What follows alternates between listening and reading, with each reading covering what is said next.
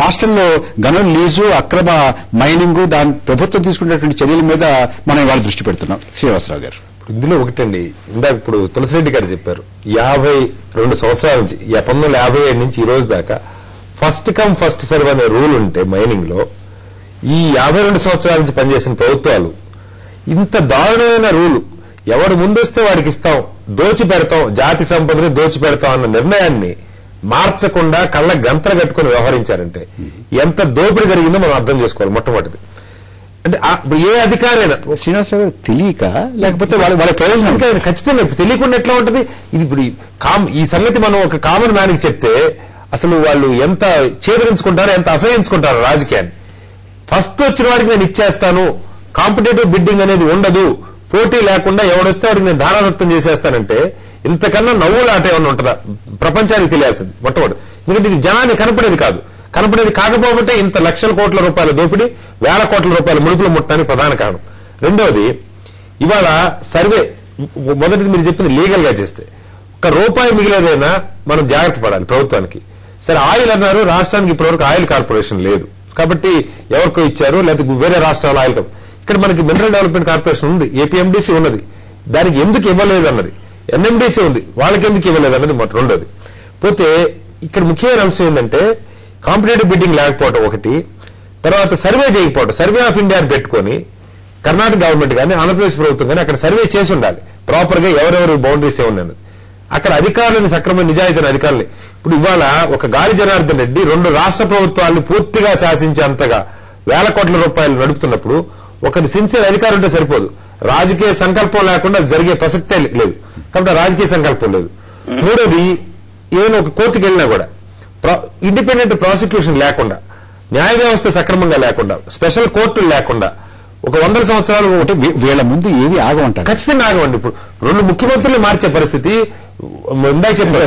రాజకీయ వ్యవస్థ ఆగట్లేదు, అధికార యంత్రాంగం ఆగట్లేదు, మీరు ఇంతో అంతో న్యాయ వ్యవస్థ కూడా ఆగట్లేదేమో అనేటువంటి అనుమానం కూడా మీకుంది. ఖచ్చితంగా ఇప్పుడు న్యాయ వ్యవస్థ, ప్రత్యేక కోర్టులు ఇట్లా నా అవినీతి మీద ఉదాహరణ మీకు ఆంతుల ఎగ్జాంపుల్.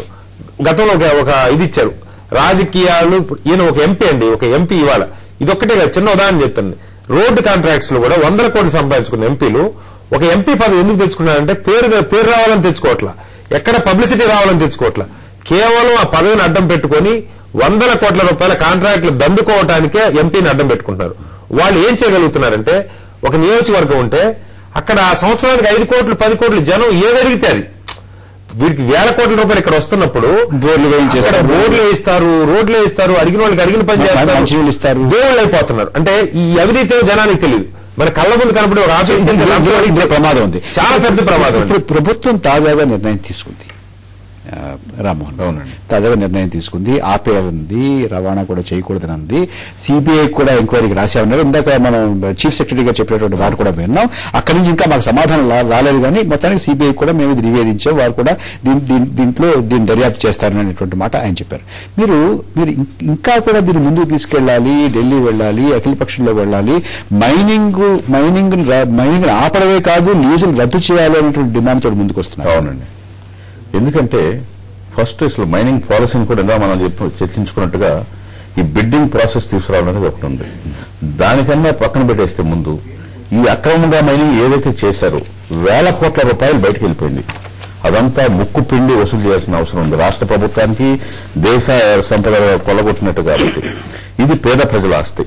కాబట్టి అసలు అక్రమంగా మైనింగ్ ఎంత జరిగింది, ఎంత ట్యాక్స్, ఇంత విస్తృతంగా మాట్లాడుతున్నారు. కానీ కొంతమంది ఏమంటారంటే ఇది కేవలం జగన్మోహన్ రెడ్డి గారిని టార్గెట్ చేయడానికి ఓబులాపురం మైనింగ్ కంపెనీ, జనార్దన్ రెడ్డి గారి భుజం మీద ఒక తుపాకీ పెట్టి వైఎస్ జగన్మోహన్ రెడ్డి గారిని టార్గెట్ చేయడానికి మీరు చేస్తున్నటువంటి ప్రయత్నం. అంటే ఆయన సంబంధం, ఆయనకు కూడా ఇన్వాల్వ్మెంట్ ఉంటే ఉంది అని అంటున్నారు. ఉంది డెఫినెట్ గా. లేకపోతే ఈ అక్రమ మైనింగ్ అసలు ఎందుకు జరిగి ఉండేదండి? ఇప్పుడు ఒక కన్సల్టెన్సీ ఫర్మ్ ఉందని, ఆ కన్సల్టెన్సీ కాదండి 50% అందులో 50% వాటా కూడా జగన్మోహన్ రెడ్డిదని మీరే చెప్తున్నారు. కరెక్ట్. అది ఇప్పుడు ప్రపంచంలో ఎక్కడైనా ఇది ఒక రాజకీయమైనటువంటి పోరాటమా, నిజంగా విధానపరమైనటువంటి? లేదు, విధానపరమైన పోరాటం ఎందుకు వచ్చిందంటే రాజకీయ ప్రయోజనాలు కూడా ఉన్నాయి. రాజకీయ ప్రయోజనాలు అంటే ఇప్పుడు ఈ మాఫియా వచ్చి రేపు ముఖ్యమంత్రులు దింపేస్తాము, లేకపోతే అసలు ప్రజాస్వామ్యాన్ని ఎడిదీసిపోతారు. ఏంటంటే మాఫియా వీళ్ళే రూల్ చేస్తారా?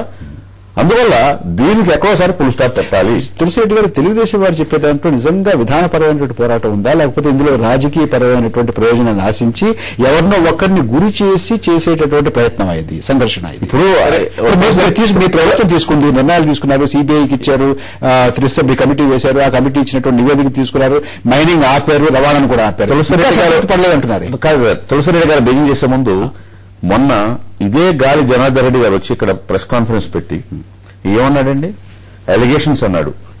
ఒక మాజీ ముఖ్యమంత్రిని తను కూడా మంత్రి పదవిలో ఉండి వాడాల్సిన భాష నుండి అతను వాడింది.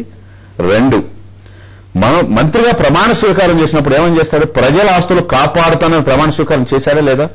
ఆయన గాని ఇక్కడ స్వర్గీయ రాజశేఖర రెడ్డి గారు గాని చేసినప్పుడు ఈ అక్రమంగా ఇటువంటి మైనింగ్ ప్రజల ఆస్తుల్ని దోసుకుంటుంటే చూస్తూ ఊరుకుంటే మరి చట్టం ఎక్కడ పోతుందండి? అసలు ప్రజాస్వామ్యం ఎక్కడ ఉందండి? తులసిరెడ్డి గారు, సరే, వాళ్ళ లక్ష్యము వాళ్ళ ఉద్దేశము ఏదైనా కావచ్చు. ఇంకొక మాట కూడా వస్తుంది, కాంగ్రెస్ పార్టీకి సప్లిమెంటరీ ప్రశ్న. ఇంకొక మాట కూడా ఏమొస్తుందంటే, కాంగ్రెస్ లో కూడా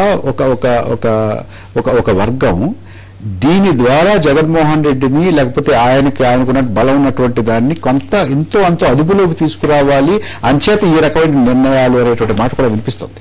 కాంగ్రెస్ పార్టీ గతంలో వైఎస్ రాజశేఖర రెడ్డి గారు నియంత్రించడానికి ఆయనకున్నటువంటి లీజులు, ఆయనకున్నటువంటి గనులు, వీటిని కూడా నియంత్రిస్తూ ఆయన నియంత్రించేటటువంటి ప్రయత్నం చేశారు. అది గుర్తు తెచ్చుకుంటున్నారు ఇవాళ. కాంగ్రెస్ పార్టీకి, కాంగ్రెస్ ప్రభుత్వాలకు సంబంధించి అవినీతి అక్రమాలు ఏ రంగంలో జరిగినా, ఎవరు చేసినా దానిని ఆరోపణలు వచ్చినప్పుడు చట్టపరంగా ఒక క్రమ పద్ధతిలో దాన్ని నివారించడం అనేది కాంగ్రెస్ పార్టీ, కాంగ్రెస్ ప్రభుత్వం యొక్క లక్ష్యం. ఆ విధంగా పోతా ఉంది. యాక్చువల్ గా వారు చెప్పినట్లు ఇంతకుముందు మేము లీజులు అని చెప్పారు. 2000లో బళ్ళారి ఐరన్ ఓర్ ప్రాజెక్ట్ ఇచ్చింది 2000లో వాళ్ళు. 2001లో వై మహేశ్వరప్ప అండ్ సన్స్ కంపెనీకి లీజ్ ఇచ్చింది వాళ్ళు. 2002లో ఓబులాపురం మైనింగ్ కంపెనీకి ఇచ్చింది వాళ్ళు. తర్వాత వచ్చేసి ఈ ప్రభుత్వం వచ్చిన తర్వాత రోసయ్య గారి నేతృత్వంలో ఎంత ఫాస్ట్ గా యాక్ట్ చేసినానికి 6వ తారీఖున, ఈ నెల 6వ తారీఖున త్రిసభ్య కమిటీ వేయడం జరిగింది. త్రిసభ్య కమిటీ 20వ తారీఖున, ఈరోజు 20వ తారీఖున త్రిసభ్య కమిటీ రిపోర్ట్ ఇచ్చింది. 6వ తారీఖున వేశాము, 20వ తారీఖు రిపోర్ట్ వచ్చింది. మీ 18వ తారీఖున సిబిఐకి, గవర్నమెంట్ ఆఫ్ ఇండియాకు రాయడం జరిగింది. తర్వాత 19వ తారీఖున సెంట్రల్ ఎంపవర్డ్ కమిటీ సుప్రీంకోర్టుకు నివేదిక ఇచ్చింది. వాళ్ళు 23rd ఇక్కడికి ఫ్యాక్స్ పంపించడము ఇది చేశారు. 24th ఇక్కడికి వచ్చింది చీఫ్ సెక్రటరీకి. ఈ రోజు 25th వచ్చేసి ఈ యొక్క జీవో వేయడం జరిగింది. ఈ జీవోలో కూడా స్పెసిఫిక్ గా చెప్పడం జరిగింది. దాంట్లో ఏం చెప్పడం జరిగింది? Now therefore after detailed examination the entire issue, the state government taking in to account the contents of the 3-member committee report. అందరూ వచ్చేసి సిఈసి గురించే మారుతున్నారు. ఫస్ట్ మెన్షన్ చేసింది taking in to account the contents of the 3-member committee report and the contents of the central empowered committee report here by suspend the operations including transportation of already mined material from the 6 mines and the respective stock yards at various places. ఇక్కడ important అయిపోయింది last. Pending appropriate orders from the honourable supreme court of India on CEC report. అంటే మీరు రాష్ట్ర ప్రభుత్వం చాలా వేగంగా స్పందించింది దీనికే అంటున్నారు. వేగంగా, క్రమ పద్ధతిలో, చట్టబద్ధతిలో వారికన్నా కూడా మీరు భిన్నంగా వ్యవహరించారని అంటున్నారు. డెఫినెట్ గా. ఇక్కడ ఒకటండి అసలు ముఖ్యమైన అంశం ఏంటంటే, ఆరోపణలు వచ్చినప్పుడు ఇందులో ఆరోపణలు ఎందుకు వచ్చినాయి? ఈ హద్దులకు సంబంధించిన వివాదాల దగ్గర నుంచి ఇష్యూ బయటకు వచ్చింది. సరే, ఇవాళ ఎవరి లాభం కోసం ఎవరు చేస్తున్నారు, దీన్ని ఆ స్థాయి కంటే కొంచెం పైకి తీసుకెళ్లాల్సిన అవసరం ఉంది. ఇవాళ ఒక గాలి జనార్దన్ రెడ్డి విషయమో, జగన్మోహన్ రెడ్డి విషయమో కాదు. అలాగే రాజశేఖర రెడ్డి, మన రోసయ్య గారు, చంద్రబాబు గారు ఇదేదో గ్రేటర్ హైదరాబాద్ లో కనుక మాకు మెజార్టీ వస్తే ఇది జరగనట్టని లేకపోతే జరిగినట్టని మాట్లాడుతున్నాను. నేను వాస్తవం చెప్తున్నాను. అంటే ఈ నేరో స్థాయికి తీసుకొచ్చి గ్రేటర్ హైదరాబాద్ ఎన్నికల స్థాయికి వేల కోట్ల, లక్షల కోట్ల రూపాయల మైనింగ్ ని ముడిపెట్టడం సబబు కాదు. వీళ్ళిద్దరి స్థాయి కంటే కూడా దాన్ని పైకి తీసుకెళ్లాల్సిన అవసరం ఉంది. పూర్తిగా ఇది ఒక విస్తారమైన చర్చ జరగాలి. 52 ఏళ్లు జరిగిన నిలువు దోపిడీని కళ్ళు మూసుకొని కళ్ళ గంతలు కట్టుకొని వ్యవహరించిన ప్రభుత్వాలు ఇప్పటికైనా సరే సిగ్గు తెచ్చుకొని ఈ రూల్స్ మార్చి తక్షణం మార్చాల్సిన అవసరం. ఎందుకంటే ఇంత దోపిడీ ఫస్ట్ వచ్చిన వారికి మేము ఇస్తాం, అసలు రెండో వారితో సంబంధం లేదన్నంత దోపిడీని అరికట్టకపోతే జాతి నిలువున నష్టపోతుంది. రేపు పొద్దున దేశంలో ఏం ఉండదు, మనం విచ్చలెత్తుకోవాల్సిన పరిస్థితి వస్తుంది. మనకి సమయం అయిపోయింది. తులసిరెడ్డి గారు, కటారి శ్రీనివాసరావు గారు, రామ్మోహన్ గారు మా స్టూడియోకి వచ్చి మీ విలువైన సమయాన్ని మాతో చర్చలో పాల్గొనడానికి మీరు కేటాయించినందుకు మీకు ధన్యవాదాలు. అలాగే మనతోటి ఫోన్ లైన్ లో మాట్లాడినటువంటి మైన్స్ శాఖ డైరెక్టర్ శ్రీ రాజగోపాల్, మాజీ గనుల శాఖ మంత్రి శ్రీ మాదాల జానకిరామ్ గారికి ఇద్దరికి కూడా కృతజ్ఞతలు. నమస్తే ఆంధ్రప్రదేశ్.